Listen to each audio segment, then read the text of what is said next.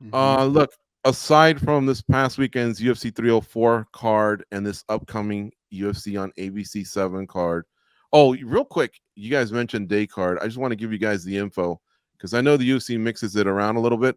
The fights this weekend, the prelims start at 9 Pacific, 12 Eastern, and the main card starts at 12 Pacific, 3 p.m. Eastern. So it's earlier this week, unlike last week.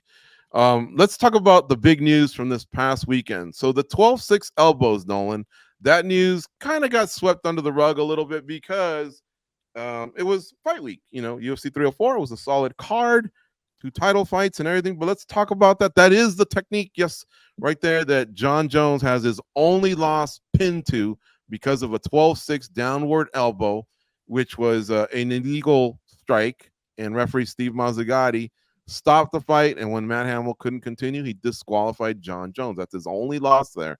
But talk about this. I know you're all over these commission hearings. Yeah, it's big. I mean, I think oftentimes, especially now, the regulatory side of the sport, I think, is spotlighted now more than it ever has been before. So for them to come through with 2 changes, one was the 12-6 down elbow, which has been in the rules since, I believe, the unified rules were first written, which was that you can't go from 12 to 6. And that at the time they thought that those were more dangerous, that there was more gravity behind them. And since then, a lot of experts have come out and said, hey, there's no science behind that. I think we've hit a point in time where even with this rule existing, a lot of people found it pretty ridiculous. So the rules committee, they proposed that they're going to take that language out. So no more bans on the 12-6 elbows. Starting, I believe, November 1st, commissions can implement it. Now, every state is a little bit different in terms of how they write their rules. Some smaller states, they might only meet twice a year. So you might not be able to have that vote, that meeting, that implementation of the rules into their statutes until next year. So we'll have that thing that happened, I think, when they changed the knee rule a couple of years ago, where some of the commissions were using the unified rules and other ones were using the old unified rules. So there might be a little bit of confusion there, which is never great, but I think it's kind of just when you have 50 different commissioning bodies and state legislators and whatnot, it's kind of just something that happens. The second rule that they put into play was the change in the downed opponent rule. They were trying to get rid of what we would call the hand game, which is like somebody's kind of got their opponent in a front headlock. The guy's putting his hand up and down, up and down, up and down, trying to make knees and kicks illegal and then legal and then illegal. And then, somebody gets illegally kneed in the head. I think the example that was prominently used when proposing this change was Arnold Allen versus Movsar Evloev at UFC 297 earlier this year, where there was a sequence where the hand kept going up and down and there were knees being thrown. So I think they felt that it was put into place, that knee rule, to improve fighter safety, but in a sense it ended up maybe making things more dangerous, where it gave people a false sense of security, like, well, my hand's down, I'm not going to get drilled. And then, the fighter that's trying to time the hand going up and down does it wrong and somebody gets blasted. So those are the 2 rules that they voted for on Tuesday. They passed unanimously. Much bigger rules than are usually, or in recent years, have been proposed at these things. So I'm encouraged by the fact that it seems like feedback's taken into account, that these regulatory issues are being in the spotlight. I think it has the public being interested has in certain ways had regulators feel like they need to maybe take more not extreme, but make more significant changes when they have the opportunity to. So it seemed like everybody was very on board with these 2 changes. I've seen very positive responses from media, from fighters, from fans, from coaches. So good stuff. I hope that going forward, we can continue to kind of have these changes that aren't just, hey, guys can wear a certain type of tape on their elbow, or that was the sort of stuff that was, I think, at last year's rules changes, where stuff about taping and things. So this will have an impact. It's just now it's about communicating that to the fighters and commissions being clear about when they're going to actually start putting these in. You're only down if your knee's down or your butt's down. No more hands. You are only down, correct? Yep. So that's a good way to sum it up. Danny, Noche UFC. We kind of have an official card, and I know you're all over this. You've been down to Mexico. You really have a good survey of the land. Tell us, did the UFC nail it? Would you give it a grade? Do you have any thoughts, good or bad? What would you add? What would you subtract, maybe? Man, I don't know if it's my OCD where things just need to be like a certain specific way, but I actually would like to see this card without the fight that I've been asking for months, which is Sean O'Malley versus Merab Dvalishvili. How is Merab Dvalishvili and Sean O'Malley headlining Noche UFC on Mexican Independence Weekend? A guy that was born in Montana with Irish descent against a guy from Georgia, and you got in the co-main event, literally the first ever women Mexican UFC champion fighting an all-time great in Valentina Shevchenko. Like, what the hell? These two, Grasso and Shevchenko, should have been headlining this card, and I think it's a total disrespect to them. I think just the way you're selling it as for the Mexican people, for the Mexican fan base, and you're not putting them in the main event. I think that's pretty ridiculous. But look, as a fight itself, Sean O'Malley versus Merab Dvalishvili is a fight that I've been calling for a long time, so I'm happy it's going down, but I absolutely hate that it's taking place at Noche UFC. Grasso Shevchenko should be the real main event. And everything else that they... What if they were the co-main and Alexa Grasso and Valentina were I the would main? stomach it. I would stomach it a little bit more. But even Really? then, it feels out of place. Like, if you look at the card, man, He's a big it draw. makes sense. And that's sort of the odd fight standing out. It doesn't make sense. Just put it on another card. Do a 9-fight card. Who cares? Or just put another Mexican in there, prospect. I don't care. Shevchenko has headline already pay-per-views and has headline a ton of co-main events. I know. Grasso, I feel like at this point has crossed over into a star. I think that pay-per-view would do well. Plus is the whole Sphere thing. I don't feel like you absolutely need a name like O'Malley to headline that and have it be a success. I just think that it's gonna draw better with O'Malley, and so they're trying to put eyeballs on it, and they spent a lot of money at the Sphere, I think. I mean, I kind of hear what you're saying. Like, and yeah, you got Diego Lopez there, a lot Brian of Mexican Ortega, fighters on there. Favorites. That fight is huge as well. Diego Lopez is an absolute star. Man, it would have done well either way. I think. Well, Brazil's farther than Montana is from Mexico. Huh? What does that mean? Diego Lopez, he's not Mexican either. He rocked the Mexican shorts, and I'll tell you this: more people are going to be rooting for Diego Lopez than Brian Ortega. That's a fact. You see it in at least on my Spanish YouTube channel. The Mexicans absolutely I know he lives there. Diego Lopez. I know he lives there. He's legit. I think I'm okay with it. Yeah, you seem to be really, really against it. Yes.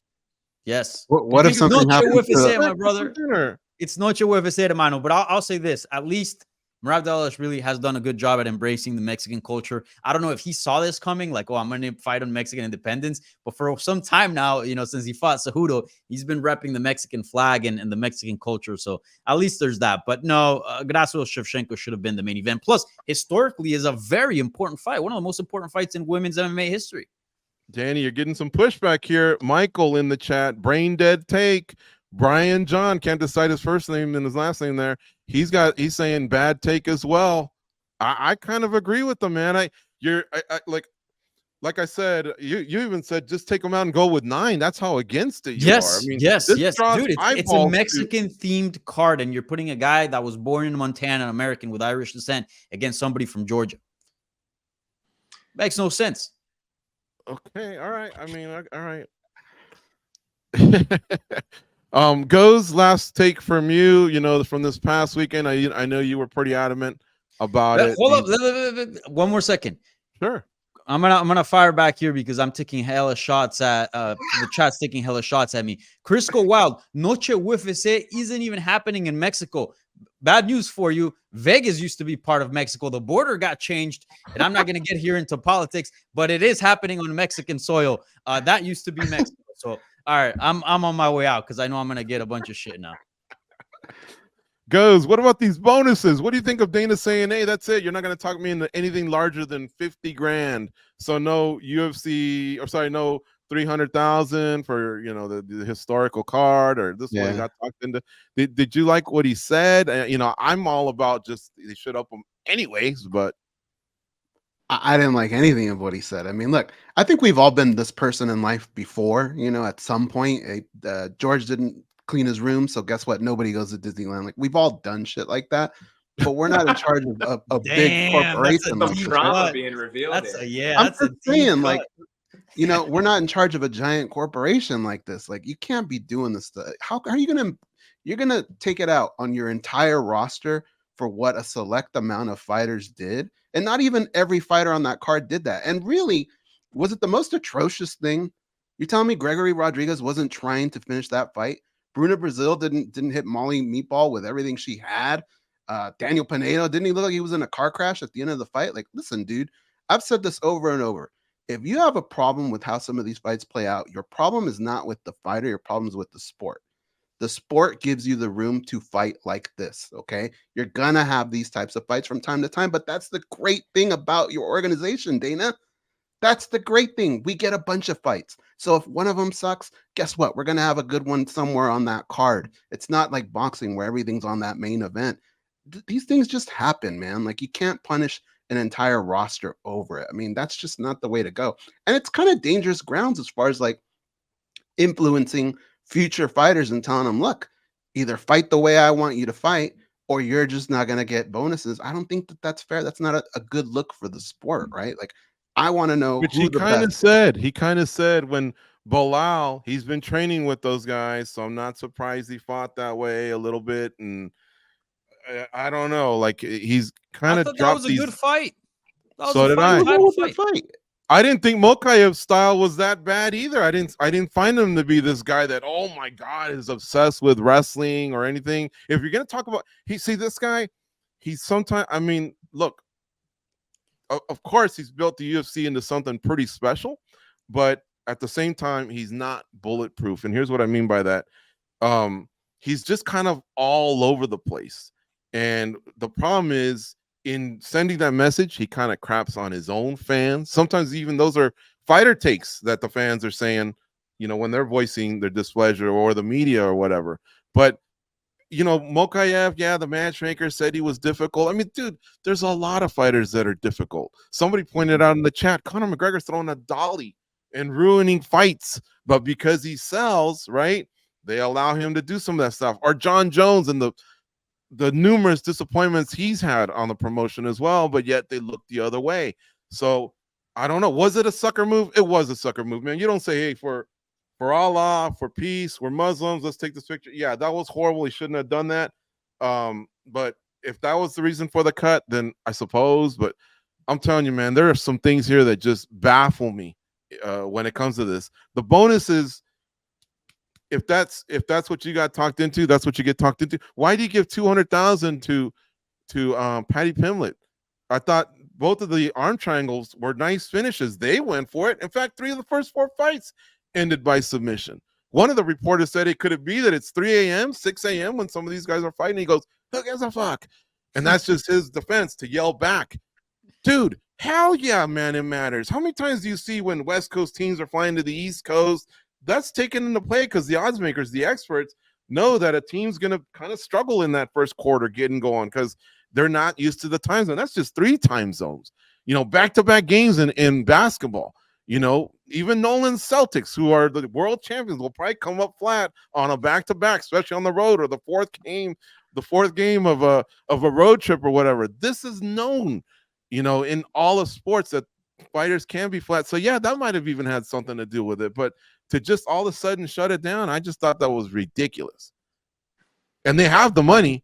They have the money because that's why he gets talked into 300,000 at UFC 300. This is a $14 billion company, man. All finishers should get a bonus. Does it have to be 50 if they decide to do that? I don't know, but it's time, man. It's time to do that. I just thought that was a horrible move on his part.